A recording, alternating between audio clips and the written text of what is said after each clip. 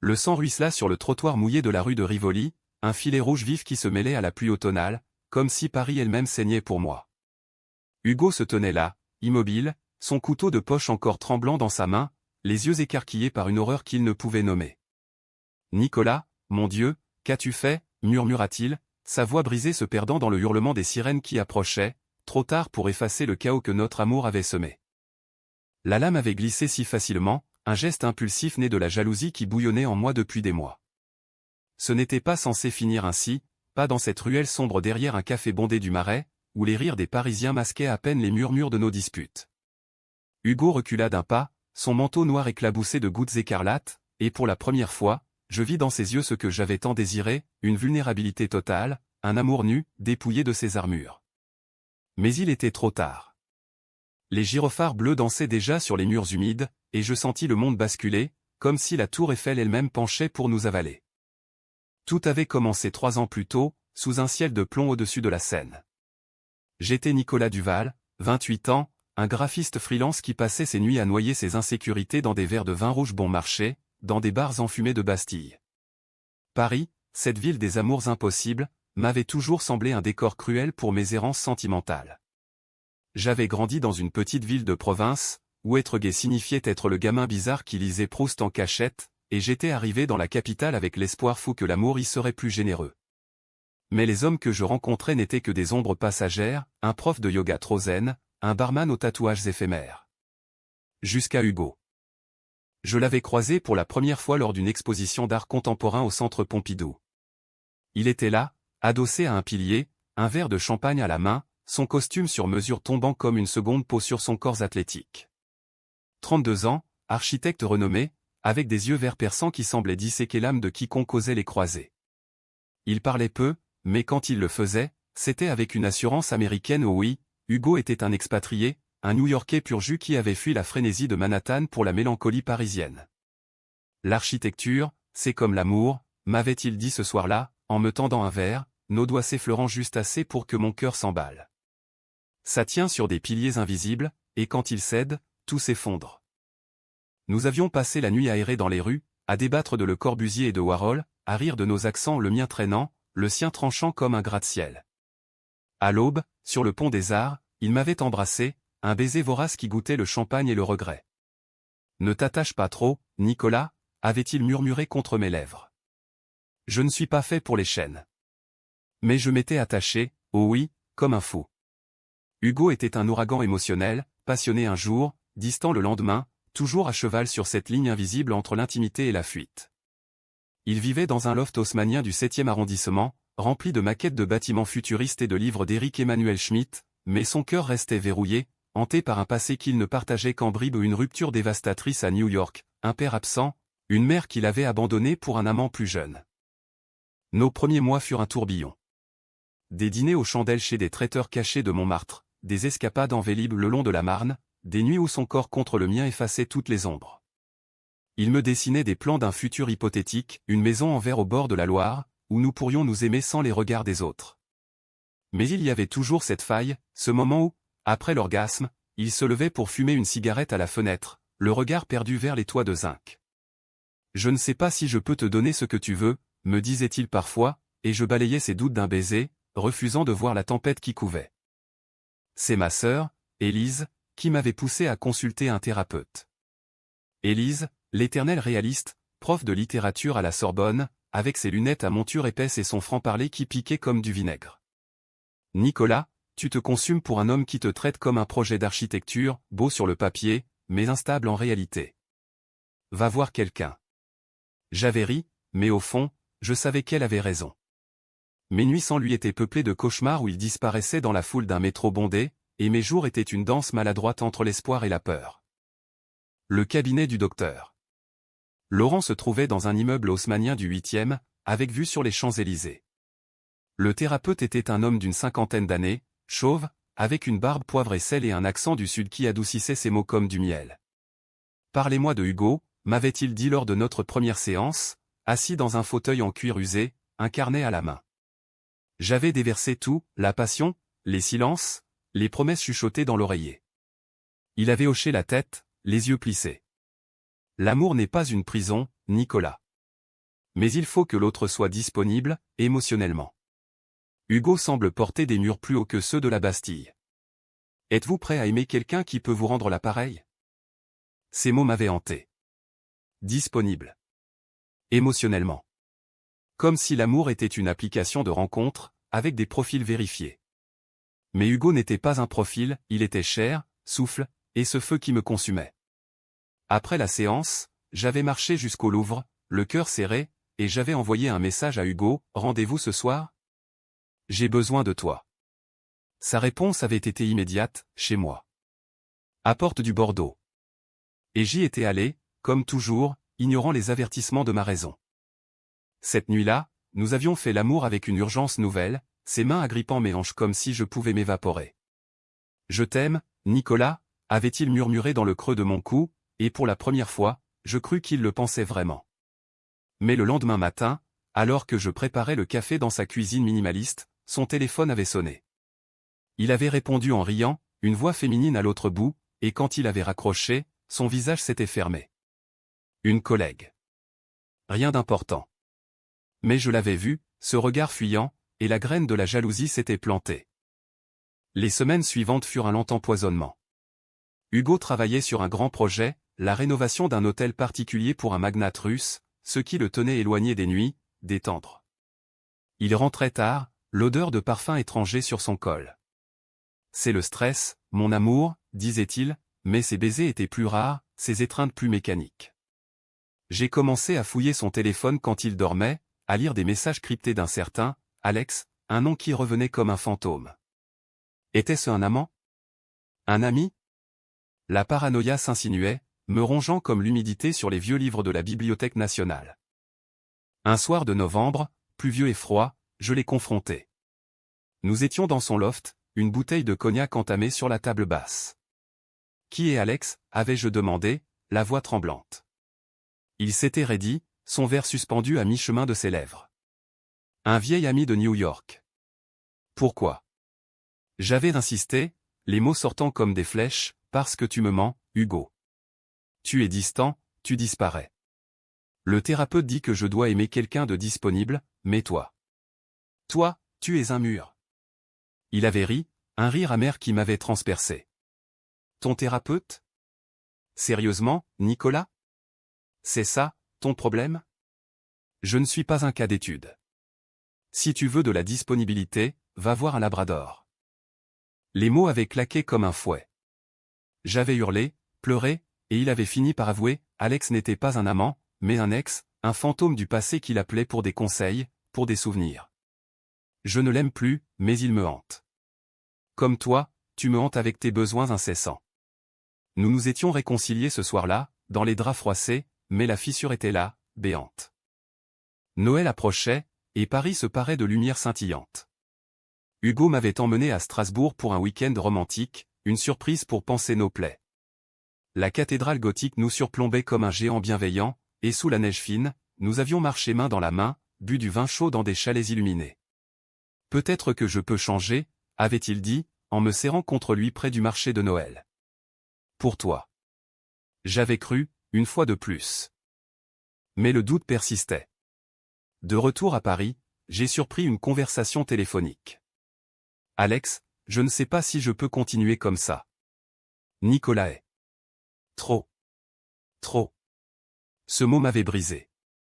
J'avais fui dans la nuit, errant jusqu'au lever du soleil sur les quais, le froid mordant ma peau comme un reproche. Le lendemain, au cabinet du docteur Laurent, j'avais pleuré comme un enfant. Il me veut, mais pas assez. Comment puis-je l'aimer s'il ne m'aime pas en retour? Le thérapeute avait soupiré. L'amour n'est pas une dette, Nicolas. C'est un choix mutuel. Peut-être est-il temps de choisir pour vous-même. Pourtant, je ne pouvais pas. Hugo était mon oxygène, mon poison. Et c'est ainsi que la jalousie, cette bête tapie, commença à montrer les crocs. Un soir, après une dispute où il avait admis avoir revu Alex pour un café, innocent, j'ai suivi Hugo. De son bureau dans le 16e jusqu'à un bar discret du Triangle d'Or, où je l'ai vu enlacer un homme Alex, grand, blond, avec ce sourire américain qui m'avait toujours complexé. Il riait, se touchait l'épaule, et quelque chose en moi se déchira. Je rentrai chez moi, le cœur en lambeaux, et bu jusqu'à l'aube. Le lendemain, Hugo m'appela, comme si de rien n'était. Viens ce soir. On parle. J'y allai, armé de rage et de désespoir. Nous nous disputâmes, les mots volèrent comme des éclats de verre. Tu me trahis, hurlai-je. Non, c'est toi qui imagines des monstres, répliqua Théil. Et dans un élan fou, je sortis le couteau de poche que j'emportais toujours pour me sentir fort, un reliquat de mon enfance en province. La lame brilla sous la lumière tamisée du loft. C'est là que tout bascula. Hugo, surpris, recula, et dans ma maladresse, la pointe effleura sa paume, entaillant la chair. Le sang jaillit, et avec lui, la réalité.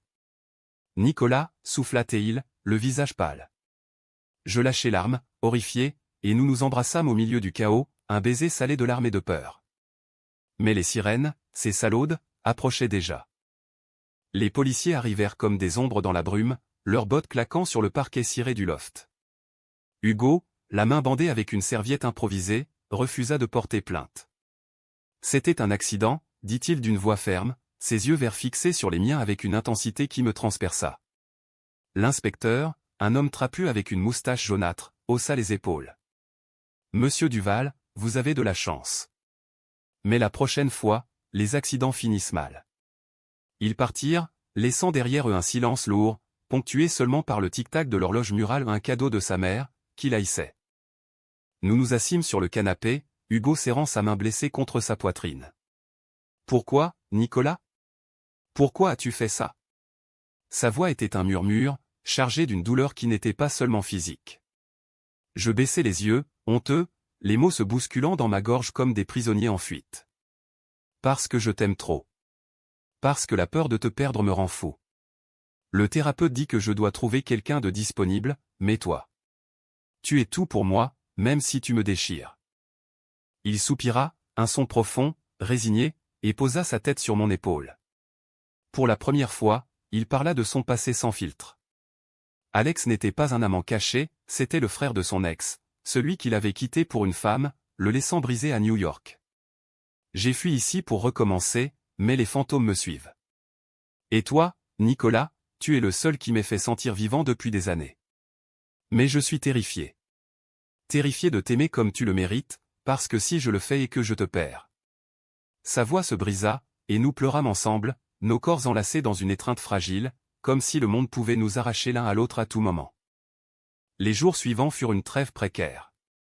Hugo prit un congé de son projet, et nous nous cloîtrâmes dans le loft, à panser nos plaies, les siennes visibles, les miennes invisibles. Nous cuisinions des ratatouilles maladroites, regardions des films de Truffaut en nous moquant des dialogues mièvres, et faisions l'amour avec une tendresse nouvelle, comme si chaque caresse était une promesse. Je vais essayer, me dit-il un matin, en traçant des cercles sur mon torse avec son doigt indemne. Pour nous. Je vais voir un thérapeute aussi. Peut-être que Paris peut guérir ce que New York a cassé. J'aurais dû me méfier de cette douceur trop soudaine, de cette vulnérabilité qui semblait sortie d'un conte de fées. Mais l'amour est aveugle, et Paris, avec ses lumières tamisées et ses parfums de pain frais, nous berçait d'illusions. Élise vint nous voir un soir, apportant une tarte aux pommes maison et son scepticisme habituel. Frère, tu as l'air d'un chiot battu qui a retrouvé son maître. Attention, les morsures reviennent. Hugo rit, l'embrassa sur les deux joues à la française, et pour un instant, nous formions une famille improbable, l'Américain hanté, le provincial rêveur, et la sorcienne de la Sorbonne. Pourtant, les ombres persistaient. Hugo reprit le travail, et les appels d'Alex se firent plus fréquents. C'est professionnel maintenant, jurait-il, mais je voyais les textos s'allonger, les sourires forcés quand son téléphone vibrait. La jalousie, cette vipère, refit surface, plus venimeuse. Je recommençais à suivre ses traces, à m'imaginer des scénarios où il me quittait pour un loft plus grand, une vie plus américaine. Le docteur. Laurent me mit en garde, la confiance se reconstruit brique par brique, Nicolas. Ne laissez pas la peur tout raser. Un soir de février, sous une pluie battante qui transformait les boulevards en rivière, Hugo m'annonça qu'il partait pour New York une semaine. Pour clore le chapitre Alex. Une fois pour toutes. Son regard était franc, mais mon cœur hurlait. Prends-moi avec toi, plaidai-je. Il secoua la tête. C'est mon combat, mon amour. Mais je reviens. Pour toi. Il m'embrassa, un baiser profond, chargé de promesses, et s'envola le lendemain, me laissant seul avec mes démons. Les jours sans lui furent un purgatoire. Je travaillais frénétiquement sur des designs pour un client et une campagne pour une marque de mode queer. Ironiquement, mes nuits étaient hantées par des rêves où il ne revenait pas. Élise m'invita à un vernissage au palais de Tokyo, pour me changer les idées. Là, je rencontrai Julien, un photographe aux boucles brunes et au sourire espiègle, qui me dit « Tu as l'air d'un homme qui porte le poids du monde sur ses épaules. Laisse-moi te photographier, peut-être que l'objectif capturera ce que tu caches. » Nous parlâmes toute la nuit, de Rimbaud et de New York, et pour la première fois depuis longtemps, je me sentis vu, sans le poids de l'urgence. Julien était disponible, émotionnellement, un Parisien pur sang, ouvert, sans armure. Il m'invita à dîner, et j'y allai, rongé par la culpabilité mais attiré par cette légèreté. Nous rîmes, nous touchâmes l'avant-bras innocemment, et quand il m'embrassa sur la joue en me quittant, je sentis un frisson nouveau. Était-ce la trahison? Non, pensai-je, c'était la survie. Hugo revint bronzé, les yeux plus clairs, avec un cadeau, un bracelet en cuir gravé de nos initiales entrelacées. C'est fini avec Alex. Il est parti à Los Angeles. Et moi? Je suis à toi. Nous fîmes l'amour ce soir-là avec une passion renouvelée, ses cicatrices sur la peau m'effleurant ma peau comme un rappel. Mais au milieu de la nuit, son téléphone vibra. Un message d'Alex, merci pour tout. Tu mérites mieux que moi. Je le lus par-dessus son épaule, et au lieu de la rage, ce fut un soulagement doux amer. Pourtant, la graine de la discorde était plantée plus profond. Julien m'envoyait des messages innocents, et Hugo le remarqua. « Qui est ce Julien » demanda-t-il un soir, lors d'un dîner au Fouquet's, sous les néons des champs. Je haussai les épaules. Un ami. Quelqu'un qui écoute sans juger. Son visage se ferma, un écho de ma propre jalousie. « Écoute, Nicolas, si tu veux de la disponibilité, peut-être que je ne suis pas assez. » Les mots du thérapeute flottèrent entre nous, invisibles mais pesants. La tension monta comme une marée. Hugo devint possessif, vérifiant mes sorties, mes amis. « Je change pour toi, et toi, tu flirtes » accusa-t-il lors d'une dispute explosive dans notre son au loft. Je ripostai, « Et toi, avec tes fantômes américains ?»« Nous sommes toxiques, Hugo. » Il claqua la porte, partit fumer sur le balcon, et je m'effondrai, le cœur en miettes. Le lendemain, il s'excusa avec des roses rouges et une réservation pour Venise. Fuyons Paris un week-end. Redevenons-nous. J'acceptai, espérant que l'Italie guérirait ce que la France avait gangrené. Mais en gondole, sous un ciel azuréen, alors qu'il me serrait la main, je vis son regard dériver vers un couple d'hommes rieurs sur la rive opposée. Était-ce du regret? Du désir? La paranoïa revint, plus aiguisée. De retour à Paris, le clash culmina. Hugo avait accepté un projet à Berlin, une collaboration avec un studio allemand. 3 mois, maximum. Pour notre avenir. Mais pour moi, c'était une fuite. Tu pars toujours, Hugo. Toujours, hurlai-je. Il rétorqua, et toi, tu restes pour me punir. Les mots fusèrent, et dans un geste désespéré, je saisis son téléphone, le jetai contre le mur. L'écran se brisa, comme notre confiance. Il partit pour Berlin le lendemain, sans un au revoir. Seuls ces mots sur un post-it, réfléchis. Je t'aime, mais pas comme ça. Je m'effondrai chez Élise, pleurant des heures.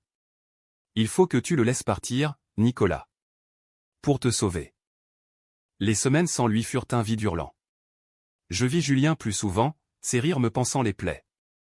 Un soir, après un concert au Bataclan ou une soirée queer vibrante de musique électro et de corps en sueur où nous nous embrassâmes dans une ruelle, un baiser timide mais réel. « Tu es disponible » murmurai-je contre ses lèvres. Il sourit. « Et toi, tu es prêt ?» Mais Hugo revint, prématurément, avec une valise et des yeux rougis. « Je ne peux pas sans toi. » Berlin était vide. Nous nous réconciliâmes dans un tourbillon de larmes et de baisers, mais la trahison couvait. Il découvrit pour Julien par un message malencontreux, et l'enfer se déchaîna. « Tu m'as trahi. Pendant que je luttais pour nous. » accusa-t-il, le visage tordu de douleur. Je niai d'abord, puis avouai. C'était un baiser. Une erreur. Comme tes cafés avec Alex. Il partit, claquant la porte, et je le suivis dans la nuit parisienne, le cœur battant la chamade. Nous nous disputâmes sur le Pont-Neuf, sous la pluie, les touristes nous contournant comme des fantômes. Nous sommes maudits, Hugo, criai-je. Et c'est là, dans la fureur, que la lame réapparut au non pour blesser, mais pour menacer le vide. La pluie martelait le pont comme des balles, transformant la scène en un miroir brisé sous les réverbères vacillants. Hugo se tenait dos à moi, les épaules voûtées, son manteau dégoulinant formant une flaque à ses pieds. « C'est fini, Nicolas. »« Vraiment fini », lança-t-il sans se retourner, sa voix noyée par le grondement de la tempête. Je m'approchai, le couteau sorti par réflexe, ce maudit talisman de ma faiblesse, et le tendis vers le ciel, pas vers lui, comme une offrande absurde à notre désespoir. « Non. Tu ne peux pas me quitter comme ça. »« Pas après tout, » hurlai-je, les larmes se mêlant à l'eau qui ruisselait sur mon visage. Il pivota lentement, ses yeux verts luisants d'une tristesse infinie. « Regarde-toi, Nicolas. Regarde ce que nous nous faisons. Le thérapeute avait raison, je ne suis pas disponible. Et toi? Tu mérites mieux qu'un amour qui saigne. » Ces mots me frappèrent plus durement que n'importe quel coup. Le couteau glissa de ma main, tombant dans l'eau noire avec un plop étouffé, emportant avec lui les derniers lambeaux de ma raison. Nous restâmes là, immobiles, tandis que la pluie lavait nos péchés, et pour la première fois, je vis l'homme derrière le mur, un garçon brisé, cherchant autant que moi. Nous rentrâmes chez lui en silence, trempés jusqu'aux os, et cette nuit-là, nous parlâmes vraiment. Pas de cris, pas d'accusations, mais des confessions nues, sous la couverture des draps encore chauds de nos corps. Hugo évoqua son enfance à Brooklyn, un père architecte distant qui le poussait à l'excellence, une mère artiste qui s'évaporait dans ses toiles. Alex était mon encre après la rupture, mais il me rappelait seulement ma solitude. Et toi? Toi, tu es la lumière que j'ai fui parce qu'elle brûle. Je lui racontai mes propres cicatrices, l'adolescence cachée, les rejets familiaux voilés, la peur viscérale d'être abandonné. Je t'aime au point de me haïr, Hugo. C'est ça, mon poison. Le matin apporta une trêve fragile. Nous décidâmes de consulter ensemble le docteur. Laurent, une thérapie de couple pour déconstruire nos murs. Les séances étaient âpres, Hugo admettait sa peur de l'engagement, issue de cette rupture new-yorkaise où son ex l'avait quitté pour une vie hétéronormée, me laissant avec un vide que Paris n'avait pas comblé. Moi, je confessais ma jalousie comme une addiction, nourrie par des années de relations éphémères. Vous êtes comme deux bâtiments qui s'attirent mais se heurtent, métaphorisa le thérapeute, avec son accent chantant. Apprenez à construire des ponts, pas des tranchées.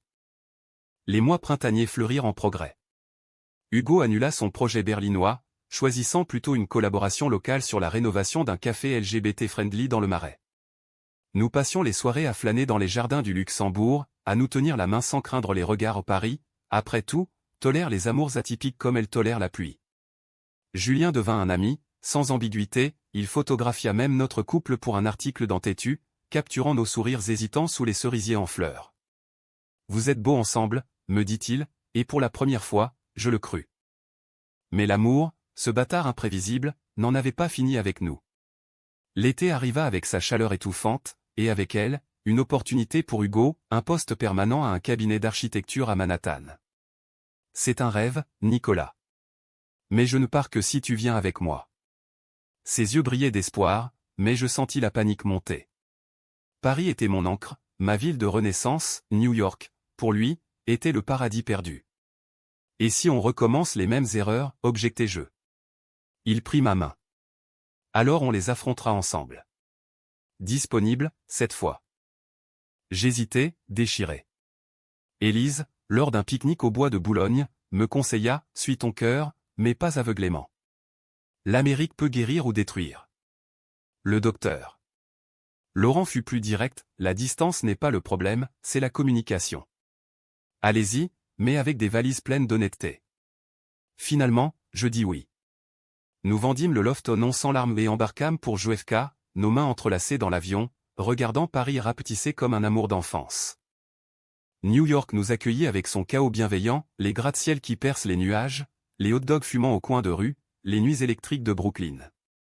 Hugo s'épanouit dans son nouveau rôle, concevant des espaces inclusifs pour la communauté queer. Moi, je trouvais du travail freelance pour des magazines comme Out, mes designs imprégnés de cette énergie yankee brute.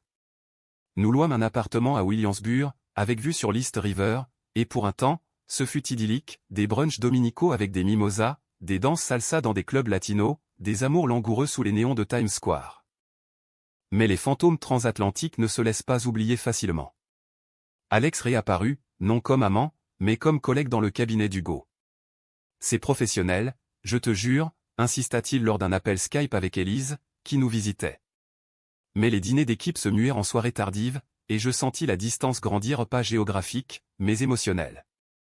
Hugo rentrait fatigué, distant, prétextant le jet lag persistant. C'est New York, mon amour. Ça bouffe l'âme.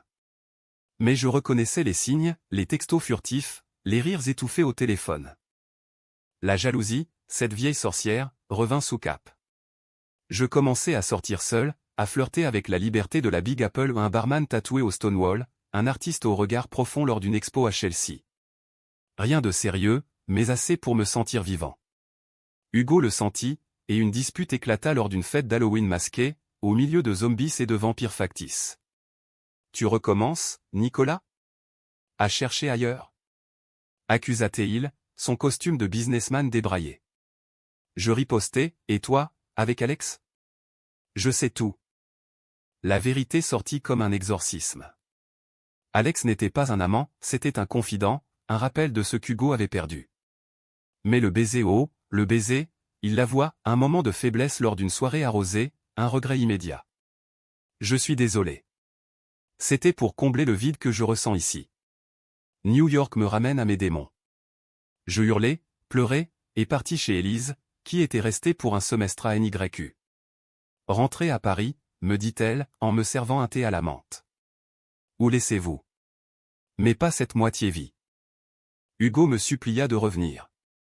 Nous tentâmes une thérapie locale, avec un psy branché de Greenwich Village, qui nous fit méditer sur nos patterns toxiques.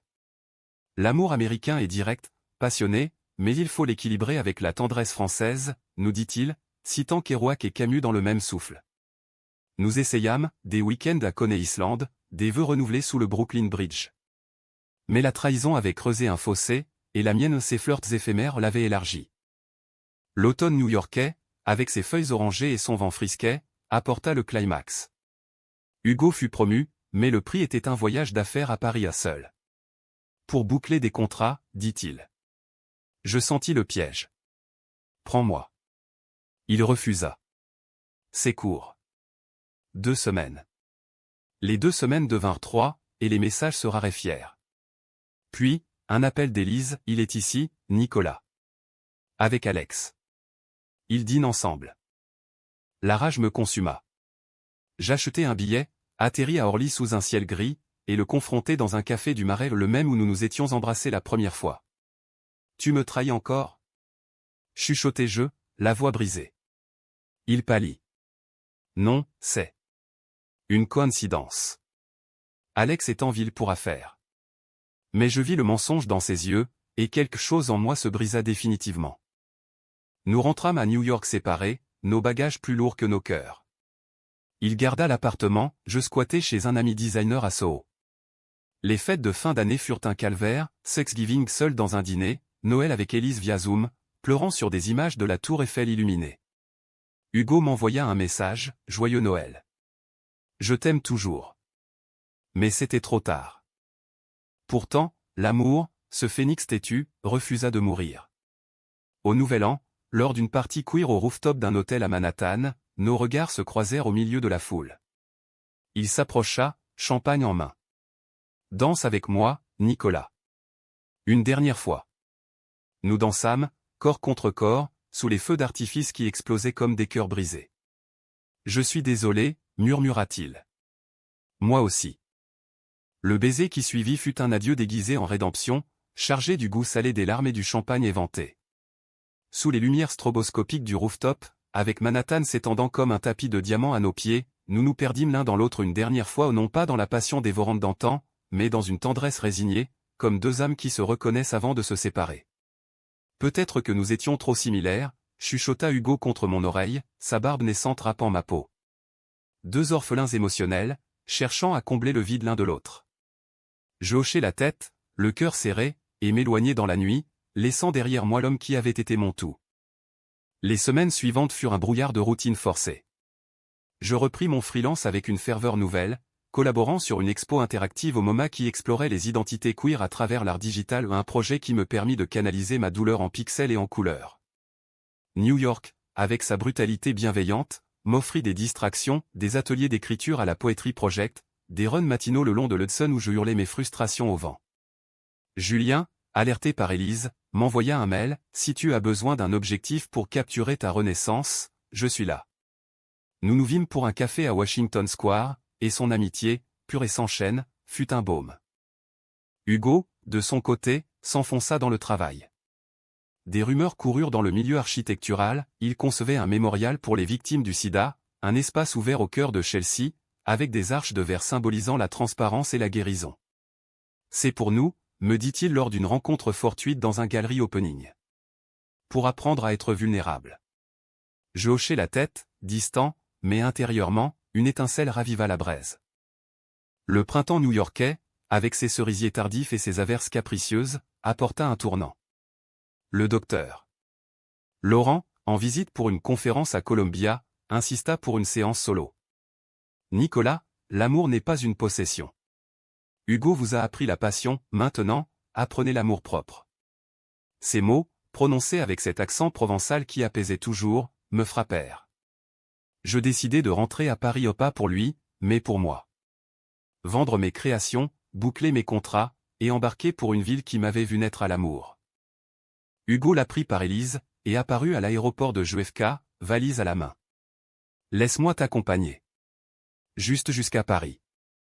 Pour clore proprement. » J'acceptai, épuisé par les luttes. Le vol fut silencieux, nos mains se frôlant parfois sur la coudoir, comme des aimants hésitants. À Orly, sous un soleil timide, nous prîmes un taxi vers le Marais. Une dernière nuit. Proposa-t-il, la voix rauque. Je dis oui, et nous finîmes dans un hôtel discret rue des Francs-Bourgeois, nos corps se retrouvant avec une urgence nostalgique. Au matin, la réalité reprit ses droits. Je reste à New York, annonça-t-il, en sirotant un café noir. Pour le projet. Pour guérir. Je hochai la tête, comprenant enfin. Et moi, je rentre pour renaître. Nous nous embrassâmes sur le quai de la gare de Lyon, un baiser chaste, fraternel, tandis que le TGV sifflait son impatience. Merci pour la douleur, Hugo. Elle m'a rendu plus fort. Il sourit, les yeux humides. Et toi, pour l'amour. Il était réel, même imparfait. Paris m'accueillit comme une amante prodigue, les odeurs de croissants chauds, le murmure de la Seine, les cloches de Notre-Dame carillonnant l'absolution. Je repris mon appartement dans le 11e, plus petit mais mien, et replongea dans le graphisme avec une liberté nouvelle. Élise m'introduisit à un cercle d'artistes queer, où je rencontrai Théo, un danseur aux yeux noisettes et au rire contagieux, qui m'apprit que l'amour pouvait être léger, comme une valse sous les étoiles. Hugo m'envoyait des nouvelles sporadiques, des photos du mémorial en construction, des messages brefs mais sincères. Le verre est transparent maintenant. Pas de mur. Je répondais, curieux mais détaché.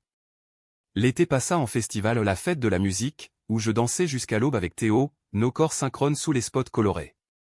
La romance naquit doucement, des pique-niques au canal Saint-Martin, des nuits où il me chuchotait des poèmes de Verlaine à l'oreille. « Tu es disponible ?» lui dis-je un soir, en traçant la ligne de sa mâchoire. Il rit. « Et toi, tu es prêt ?» Pourtant, le destin, ce farceur cruel, n'en avait pas fini. En septembre, une expo conjointe à Paris réunit nos mondes, mes designs digitaux exposés aux côtés des maquettes architecturales d'Hugo, invité pour le vernissage. Il débarqua, plus mince, les traits affinés par les mois de solitude créative. « Félicitations », dit-il en entrant dans la galerie du 4e, son regard balayant la foule jusqu'à moi. Théo était à mes côtés, main dans la main, mais je sentis le passé remuer. Nous parlâmes des heures, autour d'un verre de Sancerre, évoquant nos guérisons respectives. Alex est parti pour de bon, confia-t-il. Et le mémorial. C'est dédié à ceux qui aiment sans retour. Comme nous. Théo s'éclipsa poliment, sentant l'électricité. Tu es heureux? Demanda Hugo, les yeux scrutateurs. Oui. Et toi? Il hocha la tête. En chemin. La nuit se termina sur le pont des Arts, cadenas brisé depuis les interdictions municipales, mais nos cœurs verrouillés par le souvenir. Pas de regret? Murmura-t-il. Seulement de la gratitude, répondis-je. Nous nous embrassâmes sur les joues, un geste français pur, et il repartit pour New York, laissant un vide doux, apaisé. Théo et moi grandîmes ensemble, des voyages en Provence, des disputes mineures résolues par des rires, une vie tissée de fils solides. Hugo épousa son art, devenant une voix pour la visibilité queer dans l'architecture, son mémorial inauguré sous les flashs des médias. Nous nous croisâmes sporadiquement un mail pour un projet collaboratif, un appel pour Noël, des échos d'un amour fondateur. Un soir d'hiver, alors que la neige rare saupoudrait Paris, je reçus un paquet, un livre de Saint-Exupéry, Le Petit Prince, annoté de sa main. L'essentiel est invisible pour les yeux. On ne voit bien qu'avec le cœur. Tu m'as appris ça. Merci. Je souris, le cœur plein, et appelai Théo pour un câlin. L'amour, enfin, était disponible en moi, et pour celui qui le méritait. Mais la vie, dans sa kermesse humaine, réserva une dernière pirouette. Lors d'une rétrospective au centre Pompidou, ironie du sort, le lieu de notre rencontre, Hugo apparut, flanqué d'un partenaire, un sculpteur suédois aux traits nordiques, souriant avec cette sérénité que je lui souhaitais. Félicitations pour tout, dit-il en m'étreignant, son parfum américain intact. Théo et lui échangèrent des histoires, et pour la première fois, je vis Hugo entier, disponible, rayonnant. Nous trinquâmes à l'amour au passé, présent, futur et Paris, témoin éternel, scintilla de ses lumières indifférentes. La trahison, les lames, les fuites, tout cela n'était que le terreau d'une humanité fragile, où l'amour, même brisé, fleurit en leçons. L'hiver 2025 enveloppa Paris d'un manteau de givre délicat, transformant les haussmanniens en palais de contes de fées éphémères. Théo et moi avions emménagé dans un atelier rénové près de Belleville, un espace baigné de lumière où mes designs digitaux côtoyaient ses chorégraphies improvisées sur un parquet usé. Notre amour était une danse fluide, des matins paresseux avec des croissants tièdes, des soirées où il m'entraînait dans des valses folles au milieu du salon, riant de mes pas maladroits. Tu es mon rythme, Nicolas, me disait-il, et je croyais enfin que l'amour pouvait être simple, sans les tempêtes qui avaient marqué mes jours avec Hugo. Pourtant, les échos du passé persistaient, comme des notes tenues dans une symphonie inachevée. Hugo m'écrivait occasionnellement des nouvelles du mémorial, maintenant un lieu de pèlerinage pour la communauté queer, où des couples venaient graver des vœux sur des plaques de verre trempé. Ça guérit, Paris comme New York, confiait-il dans un mail. Son partenaire, Lars, apportait une stabilité nordique à son chaos américain, des randonnées dans les Adirondacks, des expositions conjointes à MoMA. Je répondais avec des photos de Théo et moi au Louvre, ou lors d'un concert de Barbara Pravi sous les étoiles de la cour carrée. La vie suit son cours, écrivais-je, et c'était vrai. Élise, toujours la gardienne de mes secrets, organisa un dîner familial pour mon anniversaire 31 ans, un âge où les miroirs renvoient non plus un garçon perdu, mais un homme forgé. La table était dressée dans son appartement du 5e, avec vue sur le Panthéon, et les invités formaient un tableau vivant, Théo, radieux en chemise fleurie, le docteur. Laurent, en invité surprise avec une bouteille de Châteauneuf-du-Pape, et, à ma stupeur, Hugo, arrivé la veille pour une conférence sur l'architecture inclusive. Surprise, murmura Élise en m'embrassant la joue, son œil pétillant de malice sorcienne. Hugo entra, Lars à son bras, apportant un cadeau emballé dans du papier craft new-yorkais, un prototype de lampe en verre soufflé, inspiré de nos nuits parisiennes. Pour éclairer tes nuits, sans brûler, dit-il avec un clin d'œil, et nous rîmes, un rire libéré des chaînes du regret. Le dîner fut un festin d'histoire, le docteur. Laurent racontant ses débuts en thérapie lors des émeutes de 68, Théo mimant une chorégraphie ratée à l'opéra, Lars décrivant les aurores boréales vues depuis un chalet suédois. Hugo et moi échangeâmes des regards complices, non plus chargés de désir, mais de gratitude aux deux survivants d'une guerre intime, portant les cicatrices comme des médailles. Plus tard, sur le balcon étroit, fumant une cigarette clandestine malgré les interdictions, Hugo et moi parlâmes vraiment. La ville s'étalait en contrebas, un tapis de lumière clignotante, et le froid piquait nos joues rougies. Tu sais, le thérapeute m'a dit un jour que l'amour vrai est comme un pont, il relie sans posséder, confiai-je, exhalant une volute de fumée vers les étoiles. Il hocha la tête, son profil ciselé se découpant contre le ciel nocturne. J'ai compris trop tard. Lars m'a appris la disponibilité au pas parfaite, mais honnête. Et toi, avec Théo?